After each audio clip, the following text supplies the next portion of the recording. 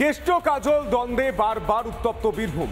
এবার অনুব্রতর ডাকা জেলা কমিটির বৈঠকে গড় হাজির থেকে দ্বন্দ্বের আগুন উস্কে দিলেন কাজল শেখ।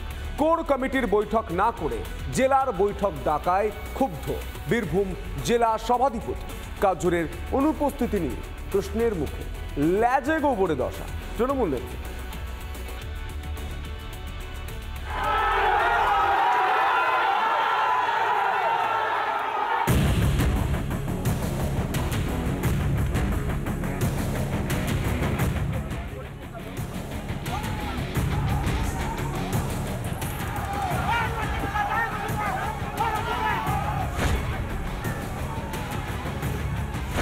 লালমাটির বীরভূম তপ্ত তৃণমূলের গোষ্ঠীদ্বন্দ্বে। শনিবারই অনুব্রত কাজল অনুগামীদের সংঘর্ষে উত্তপ্ত হয়ে ওঠে সিউড়ির পুরন্দরপুর। তার 24 ঘন্টা পেরোতে না পেরোতেই কেষ্টমণ্ডলের ডাকা জেলা কমিটির বৈঠকে ফের গোষ্ঠীদ্বন্দ্বের ছায়া। তৃণমূল কংগ্রেসের জেলা কমিটির বৈঠক, কিন্তু সেই বৈঠকে গড় হাজির থাকলেন বীরভূম জেলা পরিষদের সভাধিপতি তথা তৃণমূল কংগ্রেসের জেলা কোর কমিটির অন্যতম গুরুত্বপূর্ণ সদস্য কাজল শেখ। তবে কাজল শেখ না এলেও উপস্থিত ছিলেন জেলা কমিটির অন্যান্য সদস্য। তৃণমূল সাংসদ শতাব্দী রায় এবং রামপুরহাটের বিধায়ক আশিস ব্যানার্জিকে পাশে বসিয়ে মিটিং সারেন অনুব্রত মণ্ডল।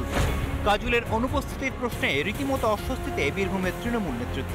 ঠিক সময় জানতে পারবেন, এখানে আমাদের সাংগঠনিক আলোচনা হলো, সবিস্তারে বলবে আমাদের জেলা সভাপতি। এ সম্পর্কে এখানে কিছু আমি এইগুলো আমি এখানে দলের কথা এখানে বলবো কেন? কোর কমিটির মিটিং না ডেকেই জেলা কমিটির মিটিং ডাকায় ক্ষুব্ধ বীরভূম জেলা পরিষদের সভাধিপতি। জেলা কমিটি বা জেলার কোনো সাংগঠনিক কর্মসূচি হওয়ার আগে আমার মনে হয় কোর কমিটির বৈঠক হওয়া একান্ত প্রয়োজন আছে। এটা মমতা বন্দ্যোপাধ্যায়কে অমান্য করা হচ্ছে। গোষ্ঠীদ্বন্দ্বের কথা কার্যত স্বীকার বীরভূমের তৃণমূল সাংসদের। মিটিয়ে নেওয়া সম্ভব, মিটিয়ে নেওয়া যাবে, মিটিয়ে নেওয়া হবে। কারণ সবসময় দেখা যায় যে যা যাই থাকে ইলেকশন আগে সবাই আবার নিজেদের মধ্যে শক্ত হয়ে একসঙ্গে হয়ে লড়ে, সেটাই হবে। কেষ্ট কাজল দ্বন্দ্বে রক্ত ঝরছে বীরভূমে। অনুব্রত তিহারের জল খেয়ে ফিরতেই শুরু দুই নেতার ঠান্ডা লড়াই।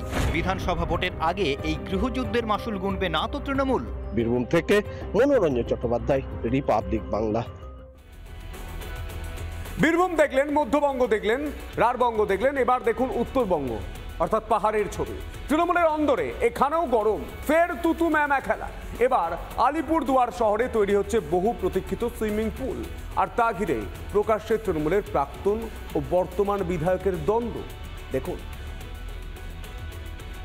আমি বারবার করে বিধানসভায় এটা তুলে ধরেছি মাননীয় মুখ্যমন্ত্রীর কাছে। সরকারি অনুমোদন আমরা পেয়েছি উত্তরবঙ্গ উন্নয়ন দপ্তরের তরফে 2,88,00,000 টাকা প্রাথমিকভাবে। দুয়ারে আমরা যা যা করেছি, যা যা বলেছি সবটাই কিন্তু আমি বিধায়ক থাকাকালীন যে প্রস্তাবগুলো দিয়েছিলাম, জেলা পরিষদের ভবন থেকে শুরু করে সিএম হয়েছে, আজকের জেলা হাসপাতাল, সেই সময়ই হয়েছে। আলিপুরদুয়ারে একটা সুইমিং পুল নির্মাণকে কেন্দ্র করে প্রকাশ্যে তৃণমূলের অন্তর্দ্বন্দ্ব। বর্তমান বনাম প্রাক্তন তৃণমূলের বিধায়কের দ্বন্দ্ব। সেই মতো রবিবার মায়া টকিজ ফল এলাকা পরিদর্শন করলেন বর্তমান বিধায়ক। তিনি বেরিয়ে যাওয়ার কিছুক্ষণ পরেই সেখানে দলবল নিয়ে দেখা যায় প্রাক্তন তৃণমূল বিধায়ককে। সেখানে দাঁড়িয়ে দুজনের মুখেই নিজের উদ্যোগে পুল নির্মাণের বুলি। আমি বারবার করে বিধানসভায় এটা তুলে ধরেছি মাননীয় মুখ্যমন্ত্রীর কাছে, এবং পরবর্তীকালে মাননীয় মুখ্যমন্ত্রীর নির্দেশে উত্তরবঙ্গ উন্নয়ন দপ্তরের ইঞ্জিনিয়াররা এই এলাকাটি পরিদর্শন করে একটা যে অনুমোদন আমাদেরকে দিয়েছেন, সেই সরকারি অনুমোদন আমরা পেয়েছি। আমি বিধায়ক থাকাকালীন উত্তরবঙ্গ উন্নয়ন দপ্তরকে যে কটা প্রস্তাব দিয়েছিলাম, দেরিতে হলেও উত্তরবঙ্গ উন্নয়ন মন্ত্রী উদয়ন গুহ এবং রাজ্যের মুখ্যমন্ত্রী মমতা বন্দ্যোপাধ্যায় যে সেগুলো স্যাংশন করছেন, এটাই আনন্দের বিষয়। জানিয়ে তৃণমূলকে এক হাত নিতে ছাড়েনি বিজেপি। জায়গা নিয়ে, কর্তৃত্ব নিয়ে দখলদারি, যে কে নিজেকে বেশি প্রতিষ্ঠাতা লাভ করাতে পারবে, তো সেই জায়গায় সুইমিং পুল সেই জায়গায় ঢুকে গেছে। এখন ওনাদের মধ্যে সেটা নিয়ে কারাকারি। উত্তর থেকে দক্ষিণ বিধানসভা ভোটের আগে দিকে দিকে তৃণমূলের কোন্দলের ছবি। এই কোন্দলে কি শাসক দলে ফাটলের ইঙ্গিত দিচ্ছে? রিপাবলিক বাংলা। নানা ধরনের কন্টেন্ট দেখার জন্য লাইক করুন, শেয়ার করুন আমাদের ফেসবুক পেজ, সাবস্ক্রাইব করুন আমাদের ইউটিউব চ্যানেল।